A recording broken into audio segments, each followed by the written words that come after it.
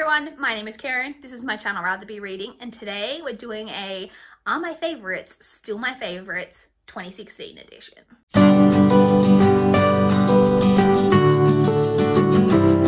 So if you missed my previous video to this for the 2015 edition, I will link it up in the cards for you guys. I am basically reacting to all of the previous favorites videos that I've made for 2015, 2016, 2017, 2018, and 2019. So 5 years worth of favorites. I'm reacting to them one at a time and plucking from those videos, reacting to them, deciding which of those are still I would consider favorites. I'm going to put those into a short list, and then we'll do a video making my top 10 of the past 5 years. Now, that is going to be a challenge, because if you did see that 2015 video, you know I already picked 7 from that list to be in contention for the overall top 10. So it's going to be tough to come up with a top 10. So I have my 2016 video. Like I said, I'm sorry, I don't know how to do picture-in-picture and like get it lined up with exactly the timing and all of that. I don't know how to do any of that. I ain't fancy. I'm too old for that shit. So I just got it here on my laptop. You'll hear the sound. We're going to react to it. Thank goodness in 2016 I just did a straight top 10. I don't know if there's any honorable mentions. I guess we will find out. So let's jump in. I've got it teed up right here.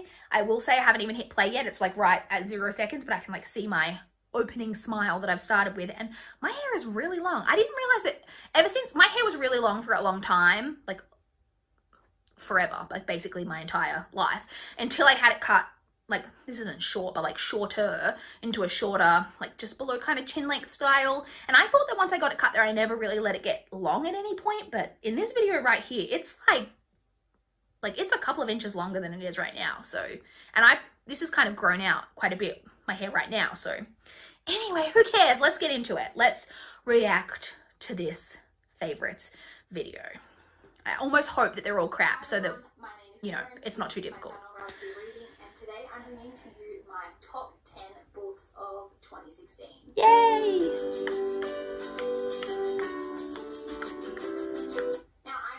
Now I am just going to start off with a bit of a dishonorable mention, and that is... Ooh, we've got a dishonorable mention. This is exciting. What book did I hate in 2016? This obviously isn't going to be in the running, but I'm interested to see what book I talked about in this video that I really hated. Is my least favorite book that I read in the year of 2016, which was Web of Dreams by B.C. Andrews. Oh, yeah, okay. I remember that in that year I reread 2? No, it might have just been the one series from V.C. Andrews. I was originally going to reread a bunch of her stuff because, like most people of around my age, I was pretty obsessed with V.C. Andrews in my teen years, despite the fact that her books have some seriously messed up subject matter. And so I reread the series that, I think, is it the Castile series that starts with Heaven? And none of those books were great, and they got progressively worse as the series went on. So, yeah. I forgot that I reread that, and like I said, I originally had planned to reread a bunch of her series, and like that I read as when I was younger, and after rereading that series, I never continued on and read any more of her stuff. I do also have 3 honorable mentions of books that didn't quite... 3 honorable mentions?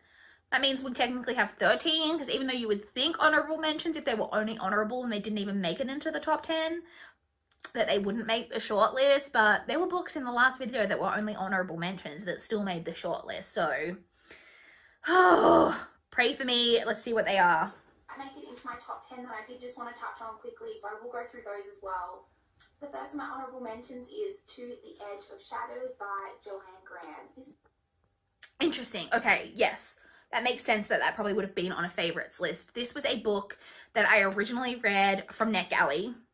Really enjoyed it, obviously, and I actually purchased myself a copy. I don't have it here. It's funny that this is on this video because I literally had this book in my hand today because it's at my mother's place. I lent this to my mother, and my mum, this is so stupid. My mum recently said, oh, I need to come by and like look at your shelves and borrow some books from you because I've read all of the books that I have.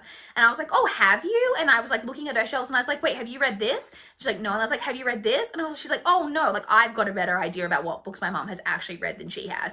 So I ended up pulling out the ones that she hasn't read and putting them into a separate section so she can go to that section and know these are the books I haven't read yet.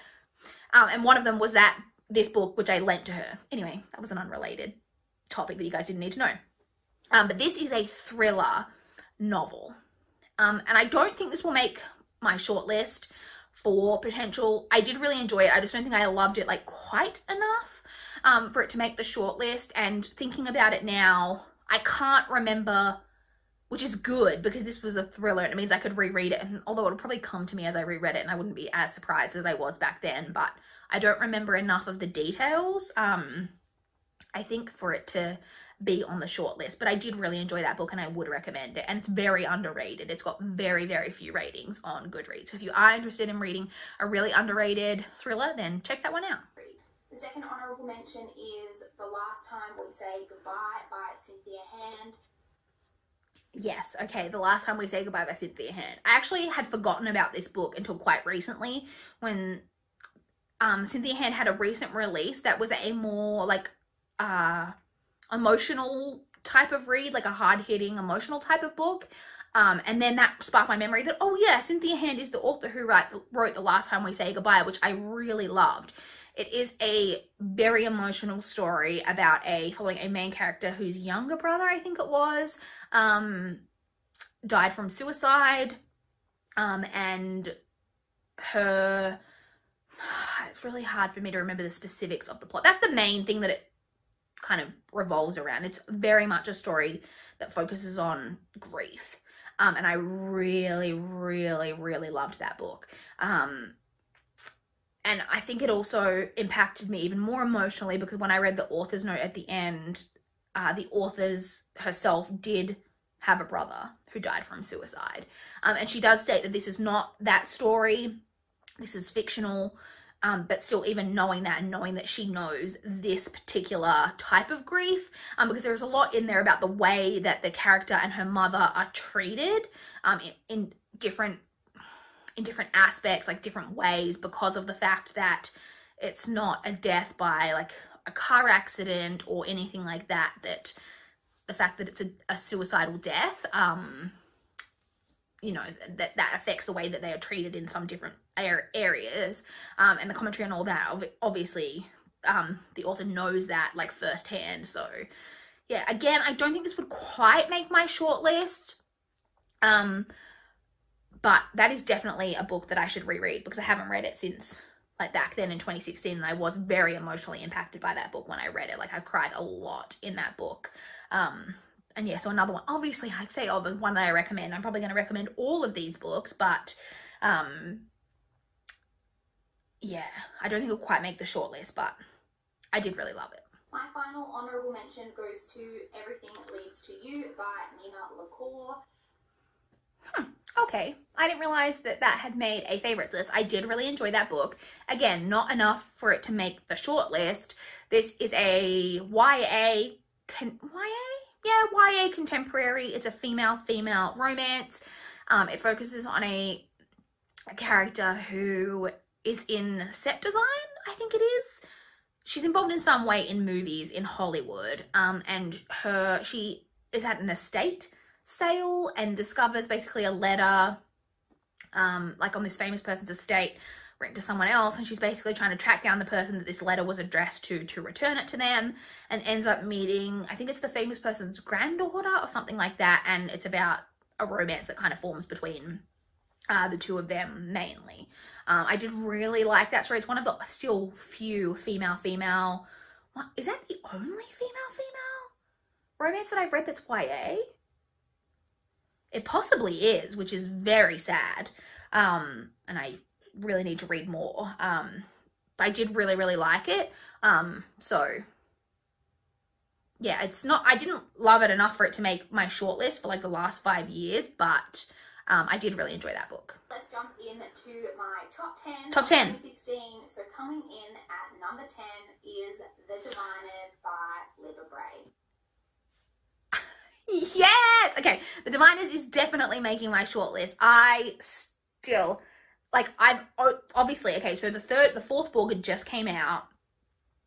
I don't know if it's out everywhere, but I saw it a couple of weeks ago in Dimmix, and I was like, oh, it's already out? And I didn't buy it because I really want to listen to the fourth book on audio, because I've listened to this entire series on audio. So I'm praying that my library gets this fourth book on audio ASAP. This is a YA historical mystery series.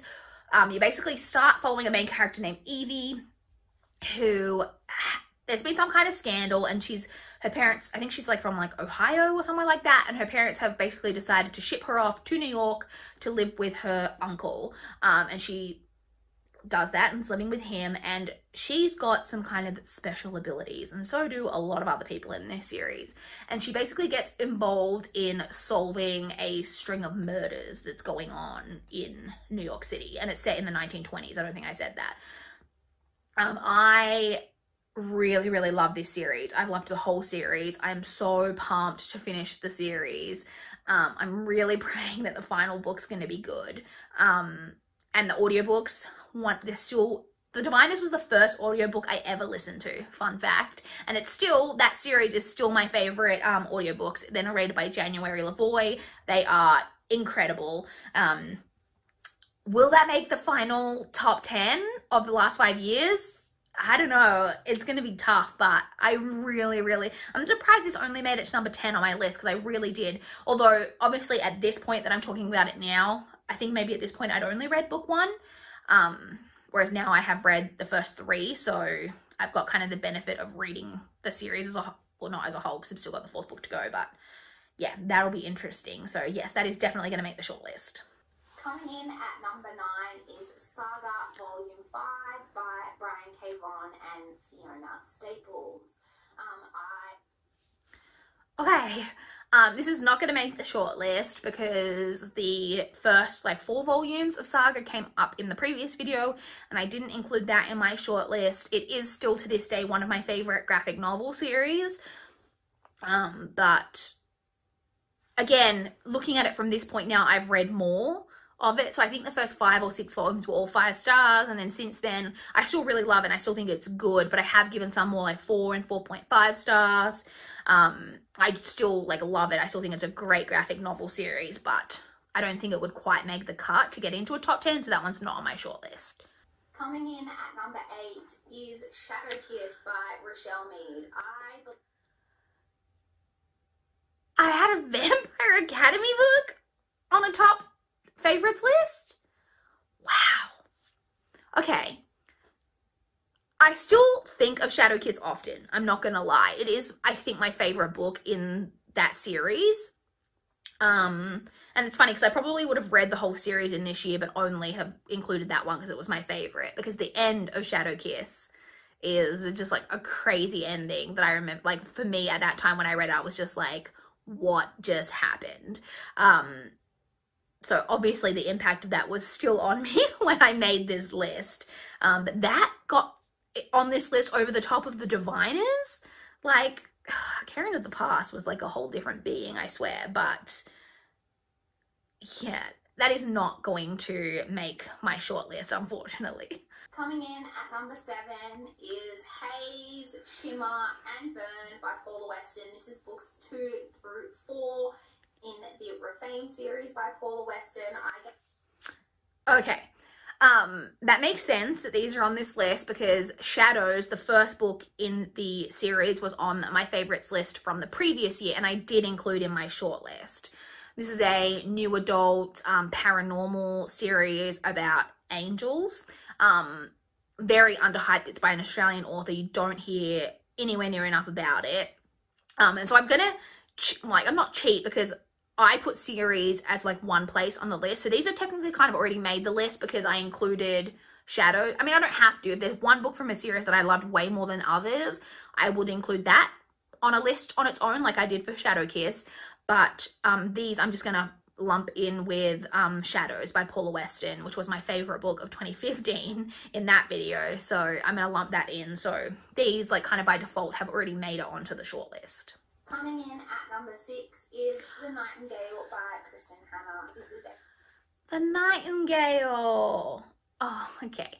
That is still, to this day, one of my favorite historical fictions. I'm trying to think whether this would make the shortlist. I don't think so, only because I already have like The Book Thief on my, and you shouldn't compare, but you kind of do at the same time. I have The Book Thief by Marcus Zuzak on the shortlist already. Wait, do I? No, I don't think I do. Should that matter? I don't think I do. I think I read, now I can't even remember if that was in that video. I don't think it was, because I think I read Book Thief in December of 2014, so that wouldn't have been in my 2015's favorite. I only reacted to that video last month. You think I would know, but I don't. Anyway, so I could put this on the shortlist, because I was kind of thinking if this came up against that to get into the running, like like The Book Thief, I love so much, like and then I'm like, would I want to have 2 World War II historical fictions on the list? Will this make, should I put this on the shortlist? I did love this book. I really did. Like I say, it's still one of my favorite historical fictions. Okay, I'm going to put it on.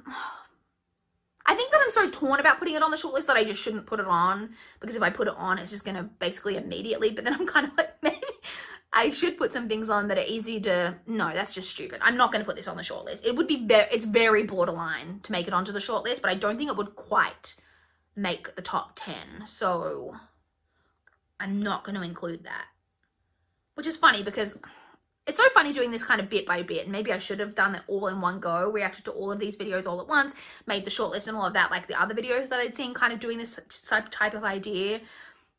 Because maybe I liked this book more than I liked some ones that I included from on the shortlist last time. But if that's the case, those books just won't end up making it into the top 10. So it's not a big deal, but yeah. Okay, let's move on and find out what the next one is. We're heading into the top 5, so I'm interested to see what these are going to be. Coming in at number 5 is Vicious by V.E. Schwab. Okay, Vicious by V.E. Schwab, I love, obviously.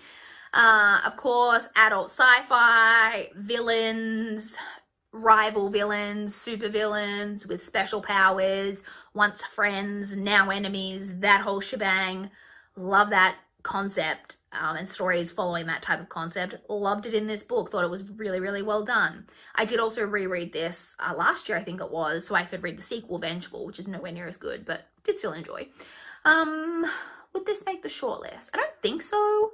I just think that, yes, I love that book, but there's so many books that I've loved even more than that book that I don't think this would make the running for a top 10. So I don't think this is going to make the shortlist. Coming in at number 4, I have another World War II fiction novel, and that is Codename Verity by Elizabeth Vine. I was just thinking about World War II fictions and had completely forgotten about Codename Verity. Wow. Wow. I loved Codename Verity. And it's funny because it's one of those books that when I read it, I couldn't believe that there were people out there who didn't love it. But then pulling myself back from that, and actually I've seen a couple of reviews since I've read this that actually do put into words, like I understand why people wouldn't like it. And it's funny because the things that they didn't like, I actually think maybe I didn't like about it either, but then the end part of this book was just so good that it just overrode everything else. But at the same time, it hasn't stuck with me like the way, like I would say The Nightingale has stuck with me more than Codename Verity did, because like I said, as you saw, I completely had forgotten about this book. It had a sequel to Rose Under Fire, which I didn't enjoy as much. Yeah. I don't think this is going to make the shortlist either, because I just think by virtue of the fact that I didn't put The Nightingale on, which kind of stuck with me more than Codename Verity did, that I don't think I should probably include Codename Verity. Wow. Okay, let's move on to the next one. Okay. Coming in at number 3, I have Rebecca by Daphne du Maurier. Rebecca by Daphne du Maurier wasn't even my favorite book the year that I read it?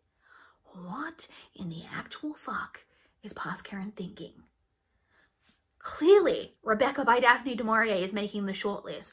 Rebecca is one of my favorite books of all time. I cannot believe that I only put this at number 3. I'm actually shocked.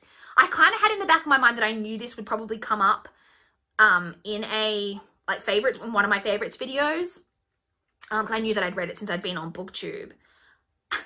And the fact that it only came in at number 3 is actually mind-blowing to me. Wow, okay, that's a shock, but yes, that is on the shortlist. That is on the shortlist 100%. And I cannot believe that only came in at number 3. Wow, that makes me very, very curious to see what came in over the top of this to make my top 2 of that year. Wow, okay, let's find out. Coming in at number 2, I have The Perks of Being a Wallflower by Stephen Chbosky. Wow, okay. Yeah, another book that I loved that I'd completely forgotten about. In my head, for some reason, I think of that book as being a book that I've read a really long time ago. Like, if you'd asked me, I would have been like, oh, I read that pre-BookTube. But clearly not. I read this not even in my first year on BookTube. Wow, okay, yeah, I think that'll definitely be on the short list. Still one of, like, my favorite, like, YA, like, hard-hitting contemporary. I'm sure you all know what this is about. I also love the movie, and it's one of my favorite book-to-movie adaptations. I think the movie was just incredibly well done, and I really do like the book as well. It's another book that I really want to reread now. The thing with reacting to these videos is my reread list is just growing so much, because I basically want to reread like 80% of the books that I've included on this list. But yeah, Perks of Being a Wallflower will make my short list. I am so excited to see what I put at number 1. And finally, coming in at number 1, I'm scared. my absolute favorite book that I read in 2016 is Simon versus the Homo Sapiens Agenda by Becky Albertalli. Of course. Of course. Again, I knew that I'd read this, and again, if you asked me, like, or when I would have known that I read it, but it just, when you're thinking about it, you don't think about it. And I even if you'd asked me, would have probably said, oh yeah, that was my favorite book the year that I read it. And it's still, in thinking about doing this videos, I just completely forgotten about it. Simon versus the Homo Sapiens Agenda by Becky Albertalli will be on the shortlist. I love that book. One of my favorite YA contemporaries. Again, obviously less of a hard-hitting one. Still deals with some very difficult topics. It follows, of course, main character named Simon, who is gay but is not out. And he is in a kind of online relationship with a boy named Blue that he knows goes to his school, but he doesn't know who Blue is, and Blue doesn't know who he is. It's a, online relationship, but they haven't revealed who they are because neither is out. When Simon one day accidentally leaves his emails open on the school computer or something, and another student sees it, and that student starts to blackmail Simon that if Simon doesn't help him, like, get with one of Simon's female friends, that he will out Simon to the school. So obviously it does deal with some, like, difficult topics, but just thinking about this book makes me feel warm and happy. And again, another great movie adaptation. I love Simon. Yeah, this will definitely be on the shortlist. Such a, just book that, like I said, makes me feel happy inside when I think about it. So that one will be on the shortlist. So there you go. Okay, let's recap quickly. Do I have a list of these books in the description of this video?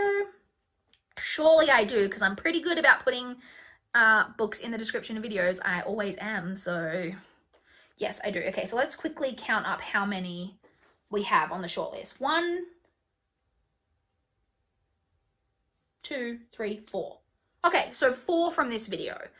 4 out of the 13, because I had the 3 honorable mentions plus the top 10. So 4 out of the 13 from this video are making it through onto the shortlist, which now means that the shortlist officially has 11 books, which is 1 book more than can make the final top 10. And we still have 3 years worth of favorites to react to.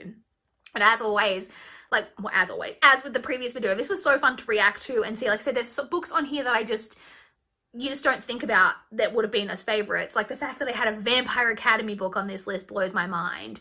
The fact that Rebecca was not my top favorite. Wow. I say it was a whole different time back in 2016. So this was so much fun to do. I say I once again have a lot of footage in filming this, so apologies if this is a really long video, but they are really fun to make. So I hope that you guys enjoy watching it. Please comment down below your thoughts on any of these books. Were these books favorites for you guys when you read them, or are you pumped to read them if you haven't? I would love to chat about any of these books down below. Please like this video if you liked it. Please subscribe if you want to see more from my channel, and to see future reactions to my 2017, 2018 and 2019 favorites and the eventual overall top 10 of the past 5 years, then please subscribe. But that is all I have for this video today. Bye guys.